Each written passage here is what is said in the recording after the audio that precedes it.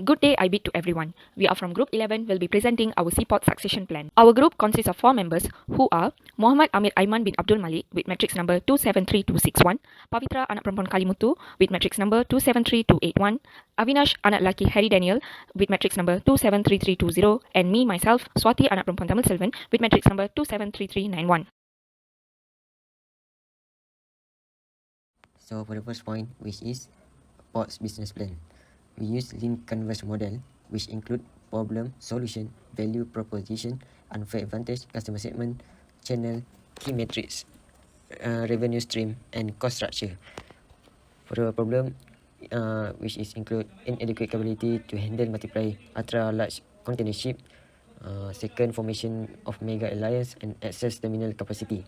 So the solution we offer, which include increased terminal utilization and productivity enhancement and infrastructure investment. And for the value proposition, commercial ports, social ports, and natural port. For the unfair advantage, east-west trade road, biggest port, container capacity in Malaysia, and good roads and rails condition. And customer segment, business-related stakeholder, societal group, and local communities and institution stakeholder. For the channel to reach customer, we use container ship, truck, and rails. Key metric that we use cargo growth, about 6 million TEU, job creation, 14,000 incremental job, and financial sustainability. For the cost structure, which include labor, capital, infrastructure, manufacturing, utilities, real estate, shipping, other transportation, and revenue stream, revenue like vessel services and facilities fees, cargo services and facility fees, and leasing land for commercial and industrial activity.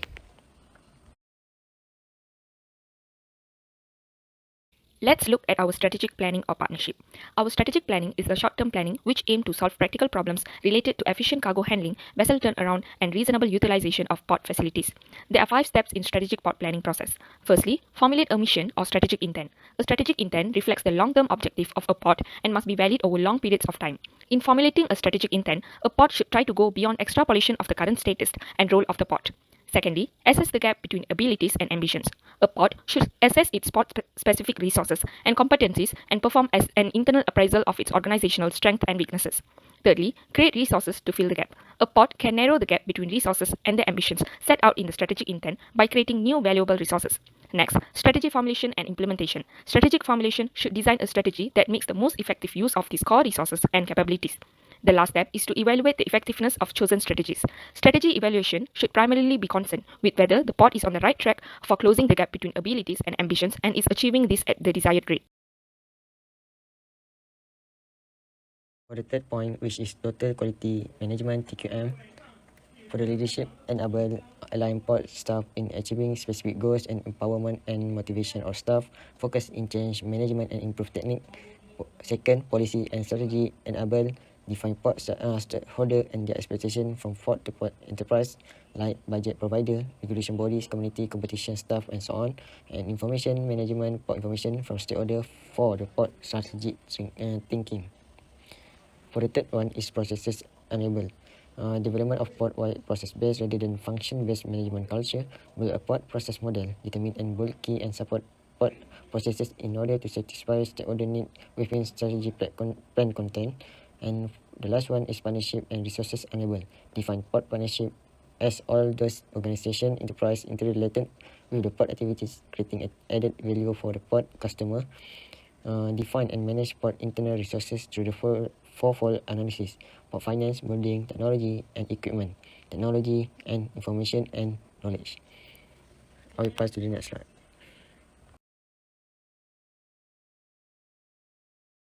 Next, I would like to explain our succession operation planning. The first step is to identify key areas and positions. Key areas and positions are those that are critical to the organization's operational activities and strategic objectives.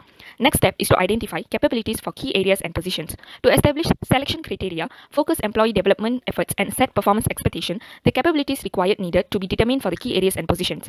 The third step is to identify interested employees and assess them against capabilities. In this step, we determine who is interested in and has the potential to fill key areas and positions. The fourth step is to develop and implement succession and knowledge transfer plans. In this step, we incorporate strategies for learning, training, development, and the transfer of corporate knowledge into your succession planning and management. The final step is to evaluate effectiveness. In this step, we evaluate and monitor succession planning and management efforts. And today I would like to explain about seaport economic forecasting. The first point is ports and economic change. A port generally offers a value proposition to its region since it confers economic and social benefits, but also prone to environment constraints. Significant increases in port throughput, particularly in containerized sector, have put pressure on developing new port infrastructures in existing facilities. And for new developments, when additional capacity cannot be developed in existing sites. And the second point, which is port accessing to economic benefits of port investment. The economic benefits of ports are usually measured at an aggregate level by indicators such as value added, employment, taxation revenue, and return on investment. These indicators are primordial for the decision to invest in port development and must take into consideration. And the third point, employment effects of port. Ports are important job generators. Shipping cargo and industrial activities and services in port areas generate direct employment effects. The logistic and industrial clusters in ports employ a vast labor force linked to cargo ship loading and unloading operation, ship operation and services such as agency, pilotage, towage and bunkering, land transport, logistic activities, cargo services, freight forwarding and custom broking, industrial production facilities and government agencies. And the next one is measuring employment effects. The appropriate technique for analyzing the economic impact of specific port activity is determined by the characteristics of the activity and the region being analyzed and the purpose of the analysis. The availability of data is also an important factor. Measuring the employment impacts of ports is not an easy task. There are several methodological problems when evaluating port impacts. First, identifying activities that are dependent on the port and evaluating the degree of dependency, such as how much of the employment in a local bank is linked exclusively to the port. And the second one is determining the intensity of development impact of the port, such as how much of the consumption activities and multiplier effects can be attributed to the existence of the port.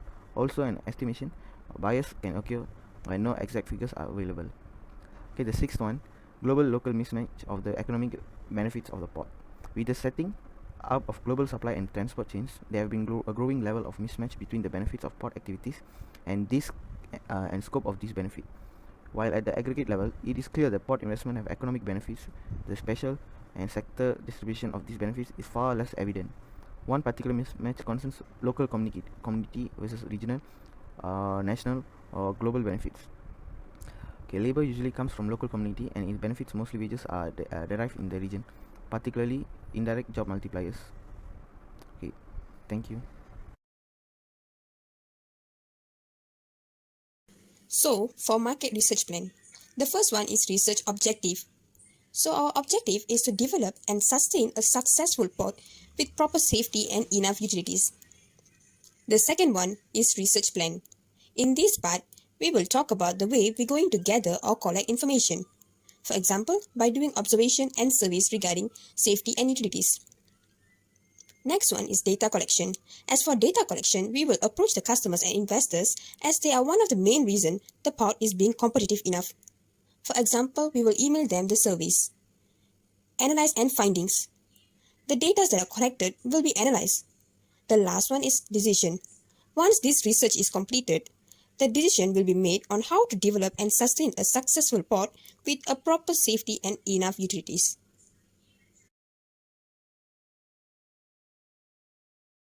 Next, we will have a look at the key elements of succession plan. So, for the first one is building competencies. It's more like building knowledge, skills and behaviors that helps in contributing to the port's performance. For example, teamwork and problem-solving skills and also customer service. The second one is assessing progress. In this, we will find and understand the impact of strategies that is being implemented. Tracking progress on each priorities will be carried on at the early and often stage. The results later will be used in order to improve and modify the port's management. And the last one is capabilities of employees are identified. This is where the respective port managers will discuss with the employees their interests.